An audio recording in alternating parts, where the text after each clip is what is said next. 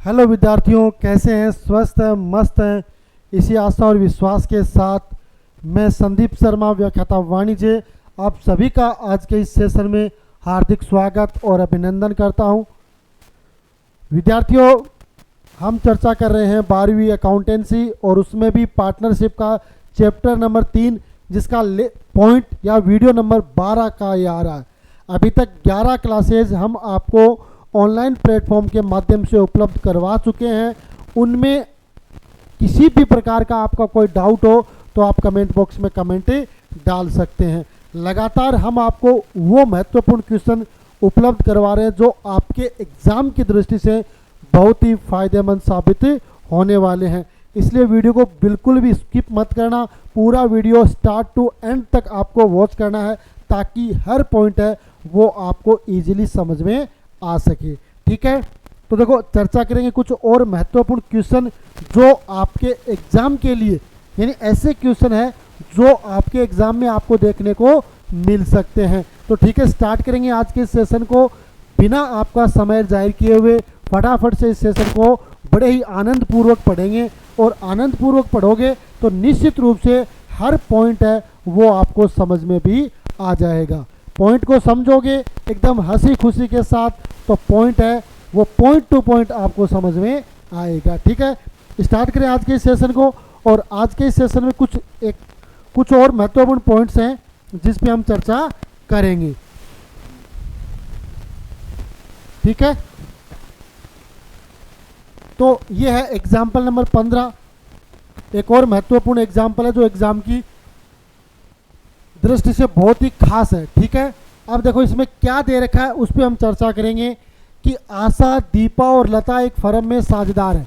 अपने लाभ को 3:2 के अनुपात में विभाजित करते हैं। पुनर्मूल्यांकन, ख्याति तथा संचित लाभों से संबंधित सभी समायोजन करने के पश्चात आशा व लता के पूंजी खाते का जमा शेष क्रमशः 1,60,000 रुपये और 80,000 रुपये, यानी इनका जमा शेष कितना है? 1,60,000 और 80,000 रुपये।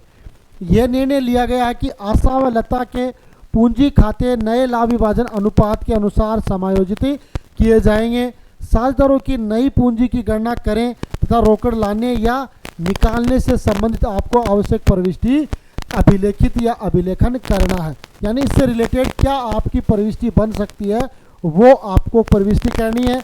कौन सा साझेदार कितनी राशि लेके आएगा या लेके जाएगा उस पर भी हम चर्चा करेंगे। तो देखो अपने पास क्या दे रखी है? जमा शेष दे रखा है।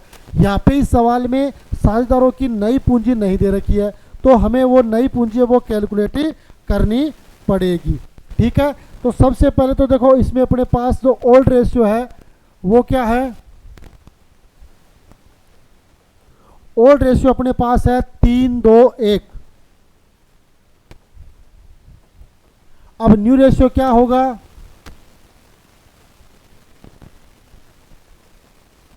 न्यू रेशियो, अब देखो इसमें जा कौन रहा है ना? आशा, दीपा और लता। तो बच गई आशा और लता बच गई, इसका मतलब दीपा जा रही है ना? दीपा जा रही है तो दीपा का अनुपात कट हो जाएगा तो नया अनुपात क्या बच जाएगा?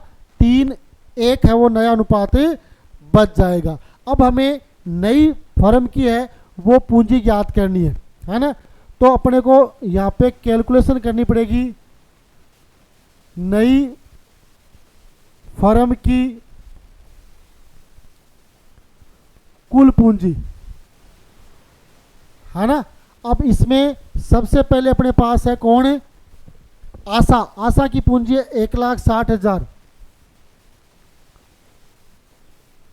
आशा की पूंजी जिसका क्रेडिट बैलेंस है 1,60,000 रुपये।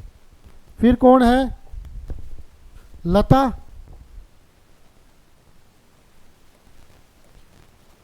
लता की पूंजी ये है 80,000 रुपये। टोटल कितनी हो गई? 2,40,000 रुपये। ये फर्म की पूंजी आ गई अपने पास 2,40,000 रुपये। अपने पास अनुपात दे रखा है कितना? 3:1। तो इसमें हमें आशा की नई पूंजी ज्ञात कर सकते हैं। आशा की नई पूंजी 2,40,000 है। इसको बांटेंगे 3:1 यानी 3/4। तो ये हो गए आपके 80,000 या 60,000। ये हो गए आपके 60,000। 60,000 को 3 से गुणा करेंगे तो 36 18 1,80,000। ये तो हो गई आशा की। और फिर लता की नई पूंजी 2,40,000 मल्टीप्लाई 1/4 यानी काटोगे तो 60,000। समझ गए मेरी बात? मेरी बात समझे या नहीं समझे बताओ। देखिए कि भाई यहाँ पे ओल्ड रेशियो दे रखा अपने को 3:2:1, न्यू रेशियो हो गया 3:1, क्योंकि यहाँ से कौन जा रही है, आपकी जो पार्टनर नंबर 2 है दीपा, वो जा रही है। तो ऑटोमेटिक 3:1 है, वो नया अनुपात बच गया। अब अपने को फर्म की कुल पूंजी ज्ञात करनी है। तो आशा की पूंजी 61 और लता की पूंजी 80,000, इनको हमने जोड़ दिया तो 240 तो फर्म की कुल पूंजी हो गई। अब इस कुल पूंजी में आशा की पूंजी का हिस्सा यानी आशा का 3:1 में बढ़ जाएगा। तो आशा की नई पूंजी है 180 और लता की नई पूंजी है कितनी है? लता की नई पूंजी है 60,000 रुपये। यही है ना? यही है ना सारी बात, सारी स्टोरी यही है ना। अब अपने को लिखना है इसके आधार पर कौन लेके जाएगा और कौन लेके आएगा। ठीक है, अब यहाँ पे अपने को बना लेना है एक ऐसा फॉर्मेट। ठीक है, अब इसमें साझेदारों की नई पूंजी, ये है आपकी कौन है? आशा और लता।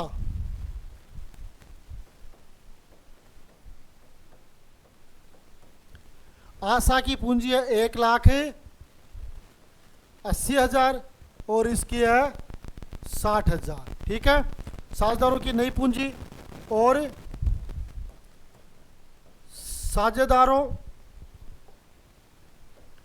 साझेदारों की जमा पूंजी इसकी कितनी है? 1,60,000 और इसकी है 80,000, है ना। तो देखो यहाँ पे अंतर निकालेंगे, है ना। तो देखो इसकी पूंजी कितनी बन रही है नई? 180 और इस जबकि जमा पूंजी कितने में है? 60,000। तो ये 20,000 रुपये क्या करेगी? आशा लेकर आएगी। तो 20,000 पूंजी ये लेकर आएगी।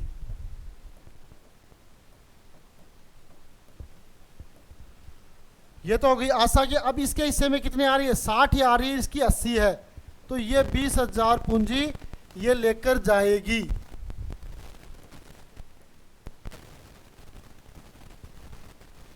ये लेकर जाएगी। ठीक है, अब इसकी प्रविष्टि क्या हो जाएगी?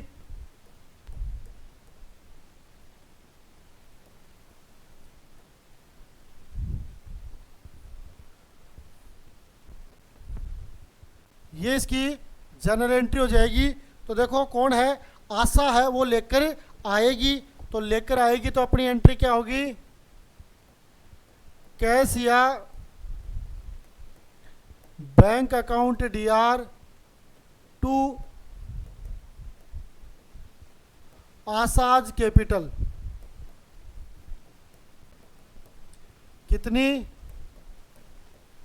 20,000। ठीक है, कैश या बैंक अकाउंट या टू आशाज कैपिटल 20,000। जबकि जो दूसरी है कौन? लता, वो लेकर जाएगी। तो लता लेकर जाएगी तो क्या होगी?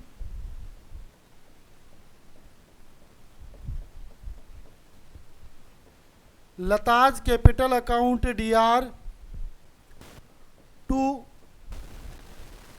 कैश या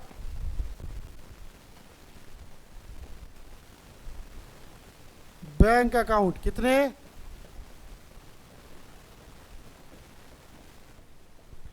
20,000।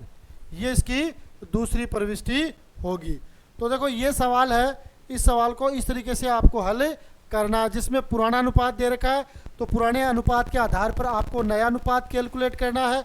साथ में साझेदारों की जो जमा शेष है वो दिखा रहे कि 61 और 80,000, इसके आधार पर फर्म की नई पूंजी ज्ञात करनी है और उस नई पूंजी को जो शेष साझेदार हैं उनके मध्य आपको नए अनुपात में बांटना है। और नए अनुपात में बांटोगे तो अपना जो तरीका है वो ये रहेगा कि आपकी पूंजी हो गई 61 और 80,000 यानी 240, और उसको बांटोगे 3:1 में तो 80 और 60,000 आ जाएंगे। फिर अपन इस तरीके से टेबल बना के कैलकुलेट करेंगे तो आशा और लता की जो नई पूंजी है वो 80 और 60,000 है, जबकि इसके खाते में जमा इसके 61 है, इसके 80 है, तो इसके 20,000 कम है तो ये 20,000 लेकर आएगी आशा, और लता के 20,000 ज़्यादा तो वो लेकर जाएगी। और फिर इनकी प्रविष्टि आपको इस तरीके से करनी है कि केस या बैंक अकाउंट या टू आसाज कैपिटल और लताज कैपिटल अकाउंट या टू केस या बैंक, इस तरीके से आपको इन प्रविष्टियों को करना है। अब बताओ, देखिए किसी प्रकार का कोई डाउट है ना? जितना ज़्यादा आप समय अकाउंटेंसी को दोगे, जितनी आप न्यूमेरिकल चीज़ है, जो प्रैक्टिकल चीज़ है उनको आप हल करोगे तो उसका बेनिफिट है वो आपको मिलेगा। वीडियो का ये फ़ायदा होता है कि कोई भी चीज़ आपको एक बार समझ में नहीं आती है तो उसको रिवाइज करके आप 1 या 2 बार देख सकते हो, और जो चीज़ आपको क्लियरिटी के साथ समझ में आ जाती है उसको आप 2 गुना की स्पीड में भी देख सकते हो। तो इस तरीके का बेनिफिट भी है इसका। तो वो बेनिफिट अगर आप लेना चाहते हो तो लगातार हमारे साथ जुड़ते रहो, और हमारे साथ जुड़ोगे तो निश्चित रूप से आपको अकाउंटेंसी में 90+ मार्क्स है वो मिल जाएंगे, गारंटेड बात है। बशर्ते आपको हम जो चीज़ बताते हैं उनको आप पढ़ते रहो। जो भी आपको समय मिलता है, आधा घंटा, 15 मिनट, 20 मिनट, 1 घंटा, उसमें आपको वीडियो है वो बहुत ही ध्यानपूर्वक देखना है, साथ में हैंड्स नोट भी आपको तैयार करने हैं। ठीक है, बढ़े आगे। आगे देखते हैं साझेदार की मृत्यु। साझेदार की मृत्यु पर भी आपको समायोजन होते हैं। मैंने आपको बताया था कि जिस तरीके से साझेदार अवकाश ग्रहण करता है उसी तरीके से साझेदार की मृत्यु होती है तो भी आपको वहाँ पर समायोजन करने पड़ते हैं। तो देखो, साझेदार की मृत्यु की स्थिति में लेखांकन व्यवहार उसी प्रकार से किया जाता है जैसा कि साझेदार सेवानिवृत्त होता है। तो ये चर्चा पहले भी हो चुकी है, बहुत ज़्यादा इसमें अंतर है नहीं। जिस प्रकार से एक साझेदार अवकाश ग्रहण करता है उसी प्रकार से एक साझेदार की मृत्यु भी हो सकती है। बस फर्क इतना सा है कि मृत्यु है वो अनिश्चित होती है, वो किसी भी डेट को नहीं देखती है। ये नहीं कि भाई महीने के अंत में ही सारा काम होगा। मृत्यु है वो महीने के 31 दिनों के बीच कहीं पे भी आ सकती है। तो वहाँ पे जो 10, 15, 20 दिन की जो कैलकुलेशन होती है वो आपको करनी होती है, पर समायोजन लगभग समायोजन है वो आपके सेवानिवृत्ति के जो समायोजन है वैसे ही आपके होते हैं। ठीक है, होने पर और साझेदार की मृत्यु की स्थिति में उसका दावा उसके उत्तराधिकारी को स्थानांतरित हो जाता है। सेवानिवृत्ति में क्या होता है? सेवानिवृत्ति में जो साझेदार अवकाश ग्रहण कर रहा है, जिस साझेदार की सेवानिवृत्ति होती है वो वहाँ पर मौजूद होता है ना, वो वहाँ पर मौजूद होता है, इसलिए सारा भुगतान वो उसको किया जाता है। लेकिन जब साझेदार की मृत्यु होती है तो वो जिसकी डेथ हो गई वो वहाँ पर मौजूद नहीं होता है, और वो वहाँ पर मौजूद नहीं है तो उसकी राशि का भुगतान किसे किया जाएगा? तो उसकी राशि का भुगतान उसके जो उत्तराधिकारी है उसको किया जाएगा। उत्तराधिकारी कोई भी हो सकता है, उसकी पत्नी हो सकती है, उसके बच्चे हो सकते हैं, परिवार का कोई भी सदस्य है उसका नॉमिनी हो सकता है, और उसको ये पेमेंट किया जाता। तो यहाँ पर आपको अगर साझेदार की मृत्यु होती है तो वहाँ पर ये उत्तराधिकारी खाता है वो आपको बनाना पड़ सकता है ना। उत्तराधिकारी खाता है वो अपने को बनाना पड़ सकता है। किसका? जिस साझेदार की मृत्यु होती है। साझेदार अवकाश ग्रहण करता है तो वहाँ पर उत्तराधिकारी का खाता बनाने की आवश्यकता नहीं है, लेकिन साझेदार की मृत्यु होगी तो वहाँ पर आपको उत्तराधिकारी का खाता बनाना पड़ेगा। ठीक है, आगे। हालांकि इसमें एक मुख्य अंतर यह है कि निवृत्ति वो सामान्यतः लेखांकन वर्ष के अंत में होती है। तो मैंने बताया था कि आपका जो अवकाश ग्रहण है वो महीने के लास्ट दिन होगा, जैसे 31 जनवरी है ना, 28 या 29 फरवरी है ना, 31 मार्च, 30 अप्रैल, 31 मई, 30 जून है ना, फिर 31 जुलाई, 31 अगस्त, 30 सितंबर, 31 अक्टूबर, 30 नवंबर, 31 दिसंबर। इस तरीके से महीने के लास्ट दिन है वो आपका सेवानिवृत्ति होगा। ये डेट फिक्स होती है, ये डेट है फिक्स होती है किस आधार पे? उस व्यक्ति की डेट ऑफ बर्थ के आधार पर। जैसे मान लो किसी की डेट ऑफ बर्थ है वो मान लो ये सितंबर वाला है, तो मान लो किसी की 5 सितंबर डेट ऑफ बर्थ है तो वो 30 सितंबर को रिटायर होगा, है ना। किसी की मान लो 7 जनवरी है तो वो 31 जनवरी को रिटायर होगा, है ना। पर किसी की मान लो 1 जनवरी है तो वो 31 दिसंबर को रिटायर होगा, पर होगा महीने के लास्ट दिन ही। ये आपको ध्यान में रखना, कब होगा? होगा महीने के लास्ट दिन ही वो अवकाश ग्रहण करेगा, उससे पहले नहीं करेगा। लेकिन जब किसी साझेदार की मृत्यु होती है तो किसी भी समय हो सकती है। आपको पता है मृत्यु है वो अनिश्चित होती है, वो किसी भी समय हो सकती है। ये नहीं कि भाई किसी व्यक्ति की डेथ है 15 तारीख हो रही है तो वो कह देगा नहीं मैं तो 31 तारीख को ही मानूंगा, तो वो नहीं हो सकता। उसकी डेथ है वो 15 तारीख को ही मानी जाएगी, तो वो 15 दिन की जो कैलकुलेशन है वो आपको करनी पड़ सकती है। इसलिए मृत्यु की स्थिति में उसको दावों में लाभ या हानि का भाग, पूंजी पर ब्याज, आहरण पर ब्याज यदि कोई हो तो अंतिम तुलन पत्र की तिथि से उसकी मृत्यु की तिथि तक समायोजित किया जाएगा। वो सारा का सारा किस आधार पे होगा? काल्पनिक आधार पे होगा, नोशनल आधार पे होगा कि पिछले साल कितना प्रॉफिट था और उस प्रॉफिट को आधार मानते हुए हमें तुलन पत्र तैयार करना पड़ेगा। कब? जब अंतिम तुलन पत्र तैयार किया। जैसे मान लो 31 मार्च को अपन तैयार कर रहे हैं और उसकी डेथ है वो 15 जून को हो गई, है ना। तो 31 मार्च से 15 जून तक आपको क्या करना पड़ेगा? अनुमानित बैलेंस शीट है वो तैयार करनी पड़ेगी। अनुमानित बैलेंस शीट है वो आपकी उसमें काम में आएगी, ठीक है, ठीक है।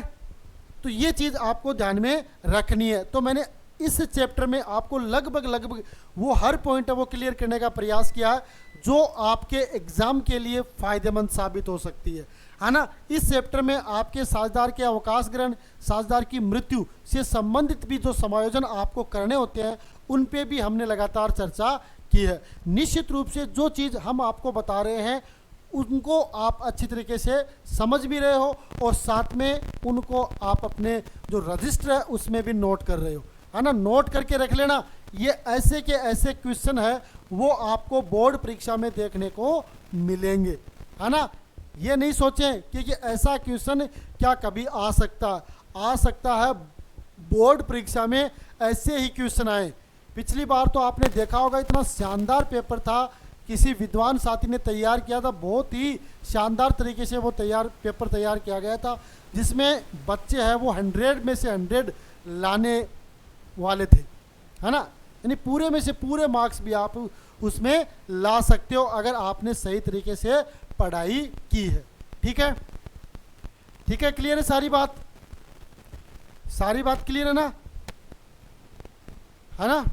तो इसलिए देखो ये बात कही जाती है कि आपने एक शिव खेड़ा उनकी किताब पढ़ी होगी जीत आपकी, तो उसमें उन्होंने कहा है कि जीतने वाले कोई अलग काम नहीं करते हैं, यानी जो सफल होते हैं वो कोई अलग काम नहीं करते हैं बल्कि वे हर काम को अलग ढंग से करते हैं, वे हर काम को अलग ढंग से करते हैं।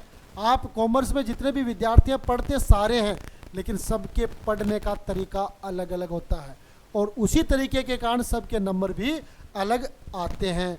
इसलिए ये मान लो कि जो व्यक्ति सफल होते हैं वो कुछ अलग नहीं करते हैं, बस उनके काम करने का ढंग है वो अलग होता है और वही जो अलग ढंग है वो उनको एक अलग अस्तित्व है वो प्रदान करता है। तो ये बात आप अपने दिमाग में बैठा के रखें, ठीक है। तो आज के इस सेशन में कुछ और महत्वपूर्ण जो पॉइंट्स है उसके बारे में हमने चर्चा की है। निश्चित रूप से ये सारे पॉइंट्स है वो आपके एग्ज़ाम के लिए बहुत ही फ़ायदेमंद साबित होने वाले हैं, इसलिए आपको इनको बहुत ही इत्मीनान के साथ इनको पढ़ना है ताकि हर पॉइंट है वो आपके क्लियर हो और हमारा जो उद्देश्य है वो भी पूर्ण हो जाए। इसी आशा और विश्वास के साथ आज के सेशन में इतना ही, मिलेंगे अगले सेशन में। तब तक के लिए जय हिंद, जय भारत।